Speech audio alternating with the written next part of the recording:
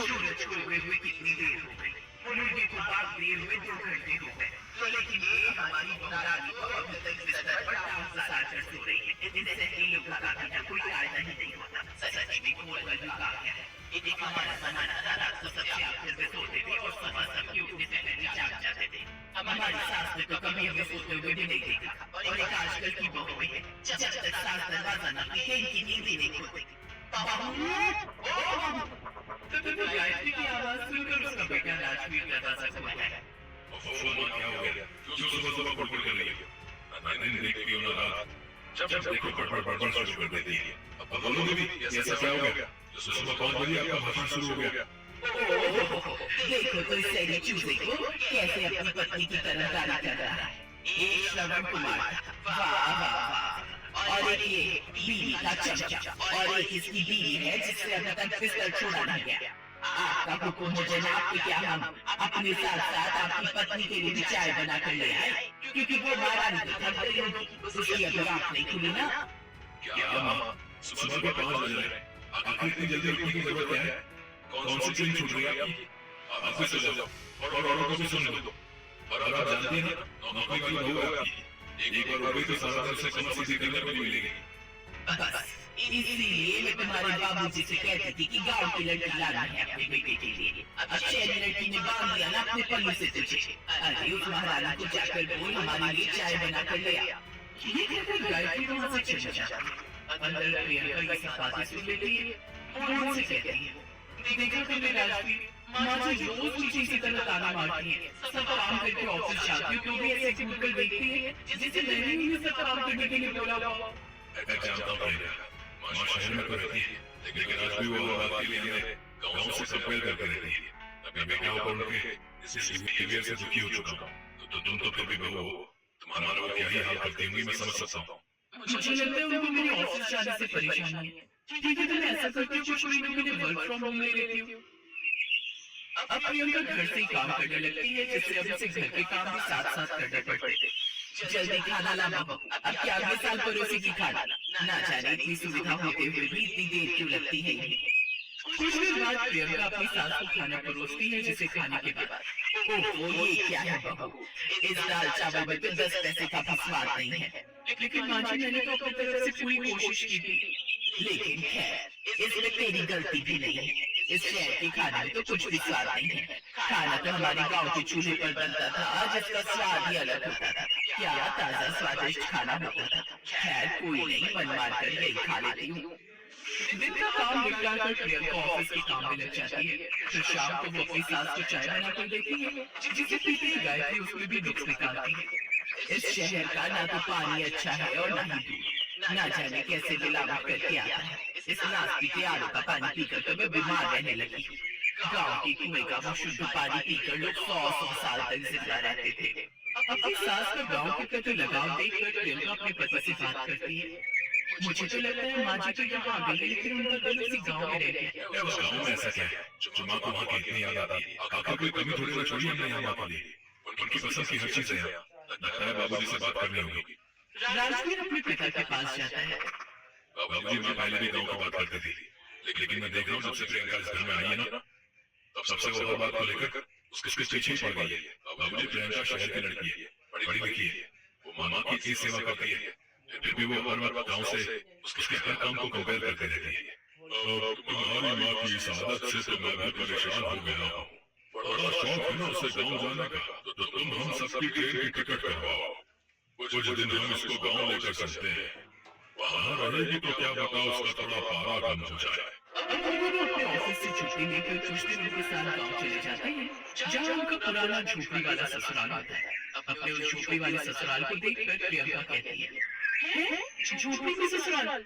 राजवीर क्या माँ जी इसी झोपड़ी के लिए गाँव के रहती थी? यहाँ तो ना तो डबल बेड और ना ही कोई सुविधा था, फिर इस खाट और चूल्हे के लिए माँ जी अपना गाँव करती थी। बहू इस गाँव में कोई सुविधा नहीं थी, तभी तो हम शहर गए और वहाँ खुद की मेहनत पर मकान खड़ा किया। लेकिन तभी वो हमेशा मुझे ताने ही देती थी कि मैं उसे यहाँ से ले गया। लेकिन अब वो यही व्यवहार अपने बेटे बहू के साथ करेगी तो आखिर कैसे चलेगा? मैंने ही उसे इस घर से दूर किया था ना, इसलिए अपनी भूल सुधारने के लिए उसे यहाँ उसके झोपड़ी में ससुराल में लेकर आया। मैं तो देखूं वो कितने दिन रह पाती है इस झोपड़ी वाले ससुराल में। उस झोपड़ी वाले घर की साफ सफाई करके प्रियंका चूल्हे पर खाना बनाना चाहती है, लेकिन काफी देर तक वो आग जलाने की कोशिश करती है, पर उससे वो आग नहीं जलती। आखिर में उसके सास आकर चूल्हे में आग जलाती है, जिस पर प्रियंका खाना बनाती है, लेकिन चूल्हे की आग से घर में धुआं धुआं हो जाता है। प्रियंका खांसने लगती है।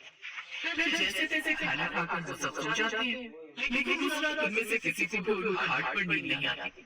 अगली सुबह इस चारपाई पर सोकर तो मेरी कमर ही दर्द हो गई।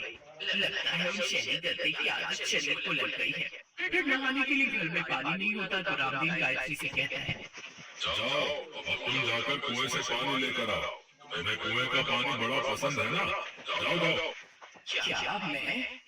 फिर सर पर मटका लेकर सास कुएं की ओर जाती है, लेकिन अपनी सास को देख प्रियंका भी उनके साथ चली जाती है, जहाँ उन्हें गाँव की कुछ औरतें मिल जाती हैं।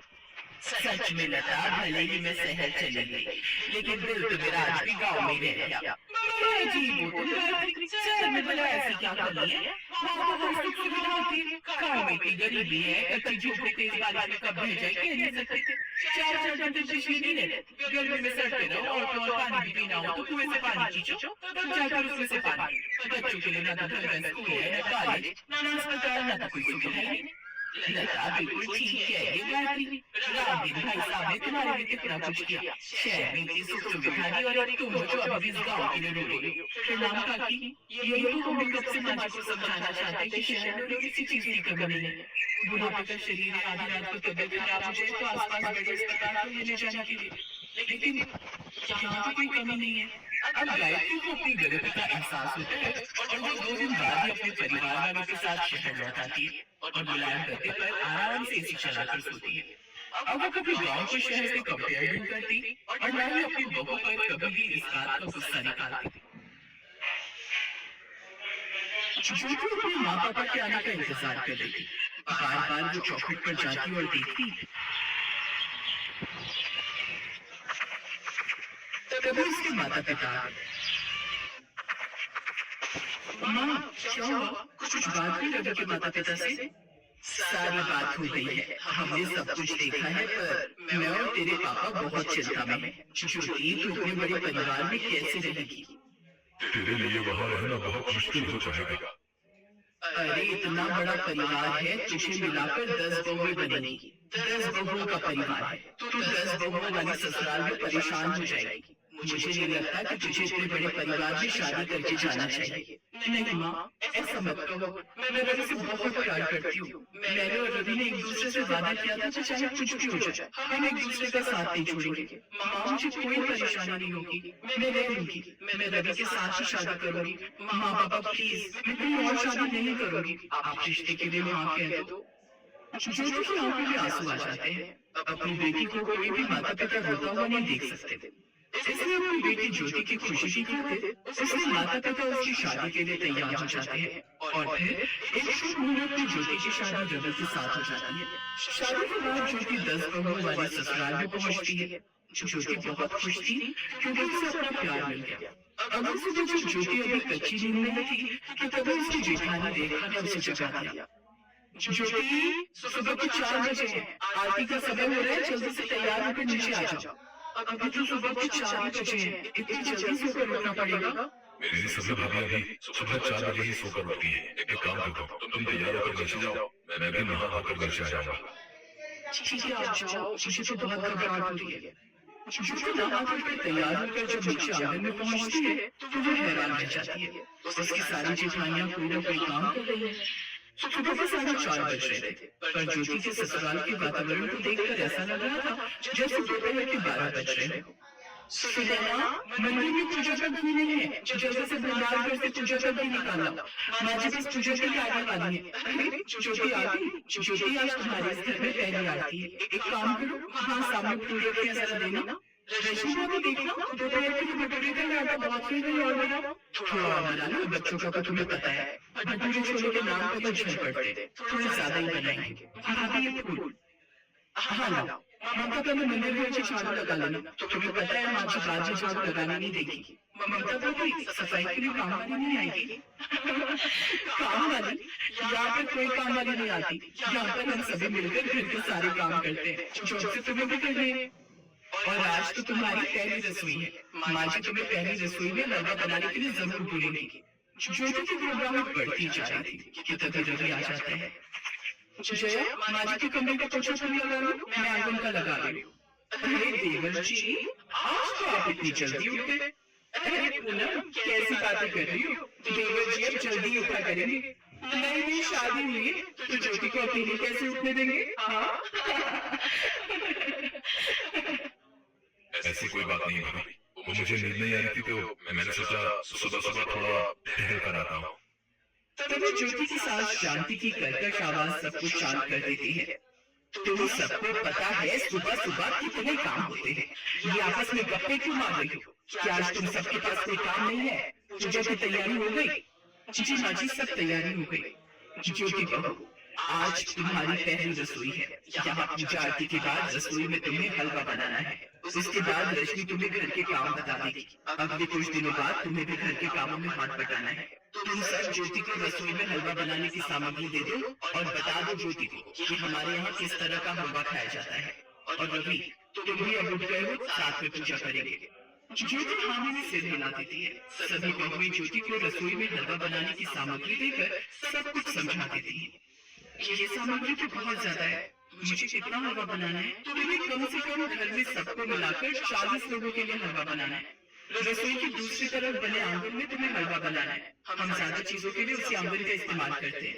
वहाँ पर बड़ी भट्टी लगाकर हम खाना बनाते हैं, इसलिए अब तुम्हें भी हलवा वहीं बनाना है। हम लोग तुम्हें सामग्री देकर जा रहे हैं, हलवा बनाना शुरू कर दो। पर सुनो कि भाभी में इतना सारा, ज्योति का दिमाग खराब हो चुका था। उसने कभी इतना सारा हलवा या फिर कोई खाने की चीज ज्यादा मात्रा में बनाई ही नहीं थी।